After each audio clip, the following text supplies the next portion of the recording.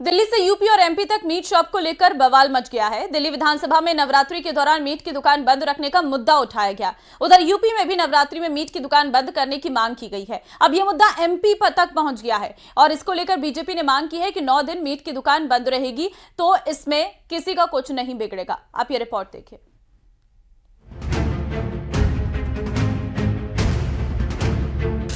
हमारे नवरात्रे आ रहे हैं और दिल्ली की जगह जगह फुटपाथों पर जो मीट बेचा जा रहा है, जिससे हमारी आस्था को भी ठेस पहुंचता है। कोई भी मांस मच्छी वाला दिल्ली में इलीगल बैठा हुआ है तो उसको तुरंत हटाने का निर्देश हमने दे दिया। इमामों को समझाओ, सबको बताओ, अगर 7-8 दिन मांस नहीं खाएंगे तो कौन से धरती पे नहीं रहेंगे। क्या रामेश्वर शर्मा जी से कभी किसी ने ये कहा है कि रमजान में शराब की दुकानें बंद करा दी जाए? होली, जुमा और अब नवरात्रि, सियासत चमकाने का एक और मौका मिल गया। नवरात्रि से पहले मीट शॉप को लेकर बवाल हो रहा है। दिल्ली से लेकर यूपी और मध्य प्रदेश तक हंगामा मचा हुआ है। दिल्ली विधानसभा में मीट पर पाबंदी लगाने का मुद्दा उठा। बीजेपी विधायक रविंद्र नेगी ने सदन में मुद्दा उठाया। जो मीट की छोटी छोटी दुकानें हैं, मीट की दुकानें, वो खुलेआम मांस बेचते हैं पीडब्ल्यूडी की सड़कों में और बेर धरने से उनको कोई रोक नहीं है, कोई टोक नहीं है, और जिससे यातायात में दिक्कत तो होती है पर आसपास के जाने वाले लोगों को भी दिक्कत होती है। मीट की दुकान बंद करने का आम आदमी पार्टी सांसद संजय सिंह ने विरोध किया, तो वहीं बीजेपी सांसद प्रवीण खंडेवाल ने मीट की दुकान बंद करने की मांग रखी। ये दिल्ली है, यहाँ तमाम देशों की एम्बेसीज हैं। वहाँ पे मीट बनता है, मुर्गा बनता है, वहाँ मछली बनती है। यहाँ तमाम राज्यों के गेस्ट हाउस है, वहाँ मीट, मुर्गा, मछली बनती है। KFC की दुकानें हैं, भाजपाइयों के रेस्टोरेंट हैं। बंद कराओ ना मीट मुर्गा। नवरात्र सनातनी लोगों के लिए बहुत ही शुभ माने जाते हैं और ये जो विचार आया है, मुझे लगता है कि दिल्ली की सरकार इस पर निर्णय लेने के लिए सक्षम है। इधर नवरात्र से पहले उत्तर प्रदेश में मीट की दुकानों पर बैन की मांग तेज हो गई है। भारतीय किसान संघ और गौ सेवा परिषद ने सीएम योगी से नवरात्र में मीट की दुकान बंद रखवाने की मांग की है।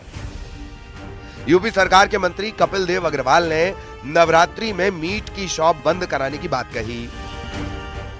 बंद करा सकते 9 दिन में नवरात्रों में कोई मीट की शॉप नहीं खुलेगी, ठीक है ना। सत्य कराई, उनको बुला के बात करिए, ठीक है ना। दिल्ली यूपी के बाद एमपी में भी मीट शॉप को लेकर सियासत शुरू हो गई। बीजेपी ने नवरात्रि में मीट की दुकान बंद रखने की मांग की। इस पर कांग्रेस ने कहा, रमजान में शराब की दुकान क्यों बंद नहीं की गई। अब मैं यही बात कहना चाहता हूं कि गंगा जमनी तहजीब के भाषण तो बहुत पेलते हैं कांग्रेस, सापा, बासपा। वो तो लगातार बोलते हैं कि देश की गंगा जमनी तहजीब है, सभी को सब धर्मों का आदर करना चाहिए। अब हिंदुओं ने रिक्वेस्ट की है, करो आदर, जाओ इमामों को समझाओ, सबको बताओ, अगर 7-8 दिन मांस नहीं खाएंगे तो कौन से धरती पे नहीं रहेंगे। मीट की दुकानें ही बंद करा दीजिए ना। ये नवरात्रि में रेट कम क्यों हो जाता है मीट का? ये चिंता का विषय होना चाहिए। मीट की जो सप्लाई है वो कम क्यों हो जाती है? ये चिंता का विषय होना चाहिए। क्या मुस्लिम समुदाय ही मीट का सेवन करता है? भारत का 71% नागरिक मांसाहारी है, तो मुस्लिम कितना प्रतिशत है? क्या रामेश्वर शर्मा जी से कभी किसी ने ये कहा है कि रमजान में शराब की दुकानें बंद करा दी? कुल मिलाकर दिल्ली से एमपी तक मीट की दुकानों को लेकर सियासत शुरू हो गई है और ये सियासत नवरात्रि तक जारी रहेगी। Bureau report, news 18।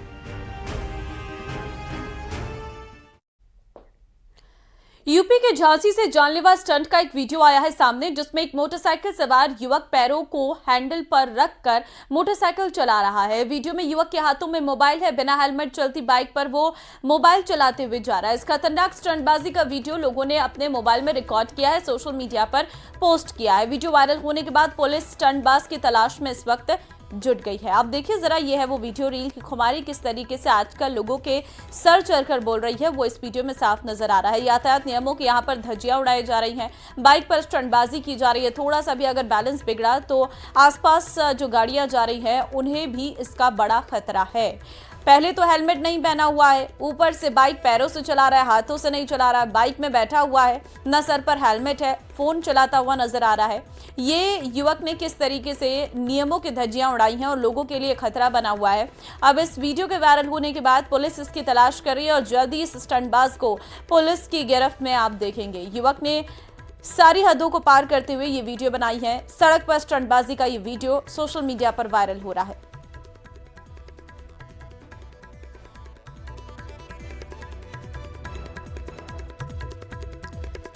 ईद से पहले सड़क पर नमाज को लेकर एक बार फिर विवाद शुरू हो गया है। इस बार कहां और कैसे इस विवाद की जड़ें फैली हैं, आप इस रिपोर्ट में देखिए।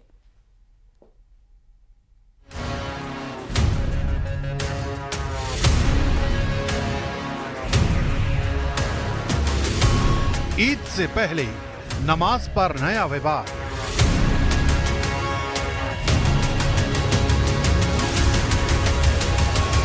दिल्ली से संभल तक घमासान। सड़क पर नमाज का विरोध। राजधानी में बीजेपी विधायक की चिट्ठी। संभल में प्रशासन की नसीहत।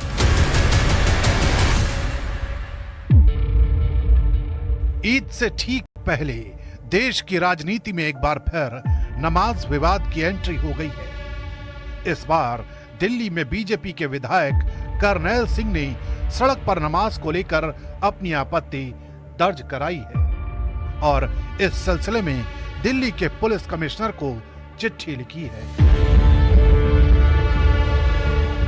लेटर में यही लिखा है कि जो सड़कों के ऊपर नमाज हो रही है, नमाज पढ़ते हर शुक्रवार को ट्रैफिक जाम हो जाता है, एम्बुलेंस फंसी रहती है। मैंने एक माता मंदिर जो हमारा कनाट प्लेस के पास है, वहाँ पर आधे घंटे तक एक एम्बुलेंस खड़ी रही। मैं नीचे उतर के उनको कहा भी है, भाई एम्बुलेंस फंसी है, उनके कान पर जू नहीं रहेंगी। और ये हर हफ्ते का सवाल है, जब मस्जिद के पास उनके पास जगह है तो मस्जिद में नमाज पढ़े।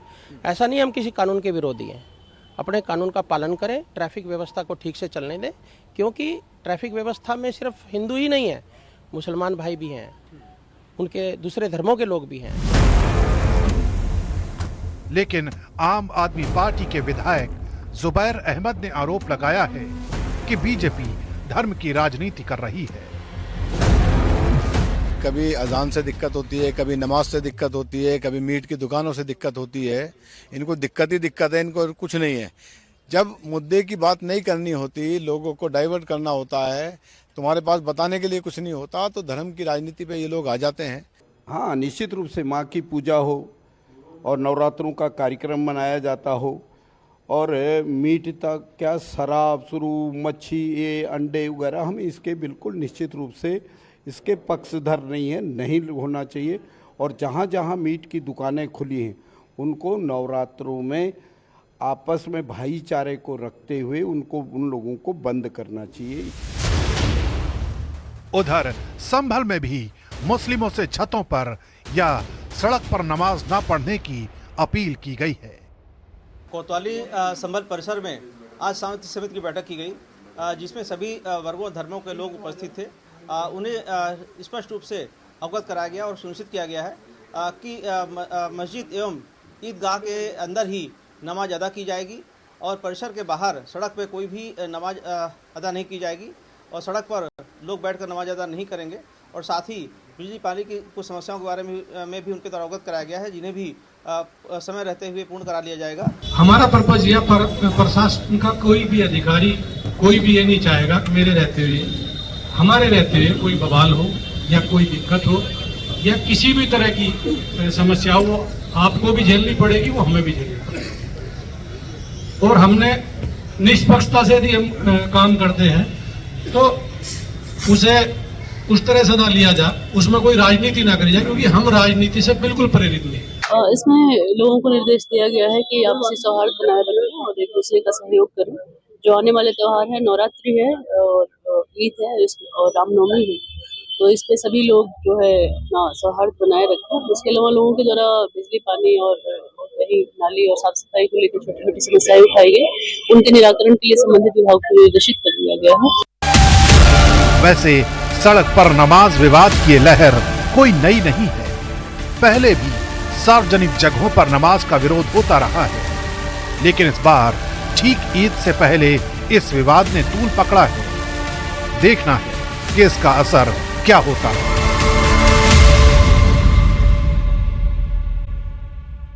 जम्मू कश्मीर के गुलमर्ग की वादियां बर्फ से ढकी हुई हैं। बड़ी संख्या में श्रद्धालु यहां पहुंचे हैं, जहां वो स्नो बाइकिंग के साथ दूसरे एडवेंचर का लुत्फ उठा रहे हैं। आप ये रिपोर्ट देखिए।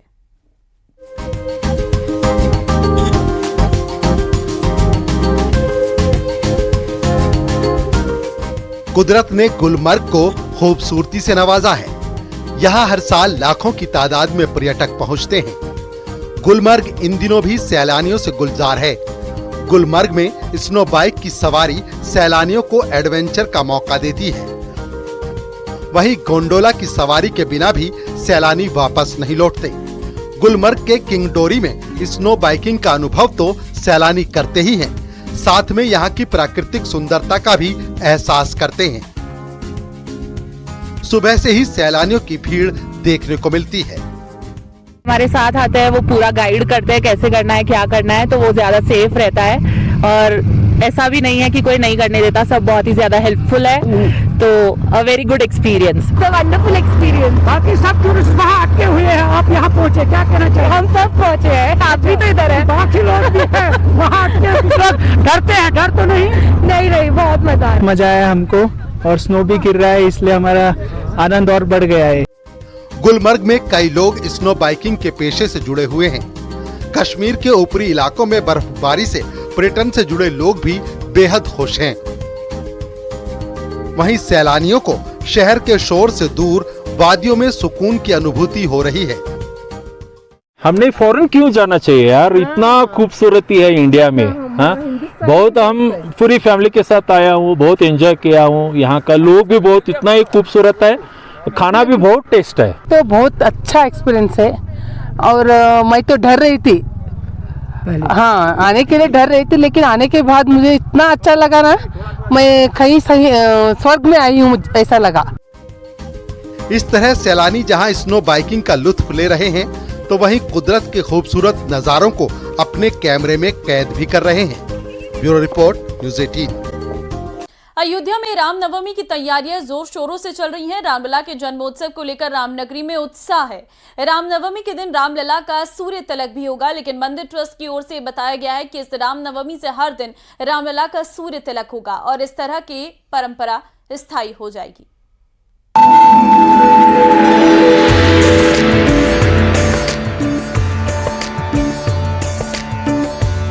पिछले साल रामलला के मंदिर में विराजमान होने के बाद पहली बार उनके जन्मोत्सव को धूमधाम से मनाया गया था। इस बार रामनवमी 6 अप्रैल को पड़ने वाली है और इस बार भी तैयारियों में कोई कसर नहीं छोड़ी गई है। पिछली रामनवमी पर रामलला का सूर्य तिलक हुआ था। राम भक्तों को फिर से रामनवमी का बेसब्री से इंतजार है, जब सूर्य देव रघुनंदन का अभिनंदन करेंगे। लेकिन भक्तों के लिए खुशखबरी आई है। मंदिर ट्रस्ट की ओर से बताया गया कि इस रामनवमी से हर दिन रामलला का सूर्य तिलक होगा। अगले 20 साल तक हर रोज रामलला का सूर्य तिलक होगा। जो शिखर की प्रगति है, उससे ऐसा प्रतीत होता है कि जो परमानेंट व्यवस्था होगी सूर्य किरण की अगले 20 वर्ष के लिए, जैसा कि आपको बताया था कि वो कंप्यूटर प्रोग्राम में कर लिया जाएगा, तो वह व्यवस्था संभव हो पाएगी। यानी अब अस्थायी की बजाय स्थायी व्यवस्था इस वर्ष के सूर्यकिरण की होगी। और यह भी कार्यक्रम लिया गया है कि चूँकि बहुत बड़ी संख्या में श्रद्धालु उसका अनुभव करना चाहते हैं, दर्शन करना चाहते हैं, तो अयोध्या शहर में और यथासंभव देश और विदेश में भी उस कार्यक्रम को दिखलाया जाए। पिछले साल सूर्य की किरणें रामलला के ललाट पर पड़ रही थीं।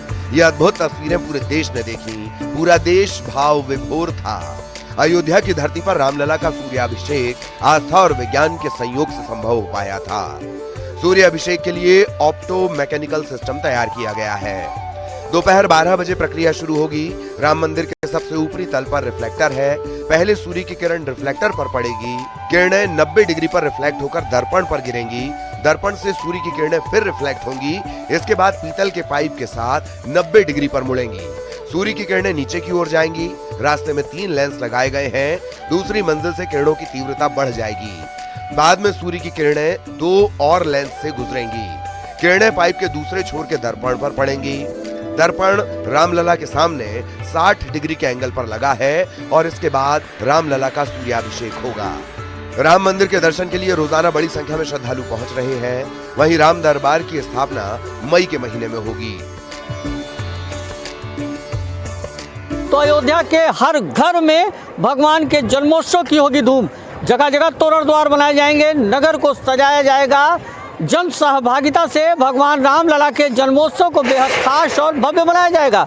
रामलला के परिसर में यानी कि अंगद टीला पर यहाँ पर बाकायदा 7 दिवसीय राम कथा का आयोजन होगा। तो इसके साथ ही राम मंदिर परिसर में 7 दिन तक लगातार रामार्चा और तमाम वाल्मीकि रामायण का पारायण होगा। भगवान के जन्मोत्सव के उपलक्ष्य में दुर्गा सप्तशती के पाठ किया जाएगा और इसके साथ ही राम मंदिर के यज्ञशाला में 1 लाख महामंत्रों की आहुतियाँ दी जाएंगी। 9:30 से प्रभु का अभिषेक प्रारंभ हो जाएगा।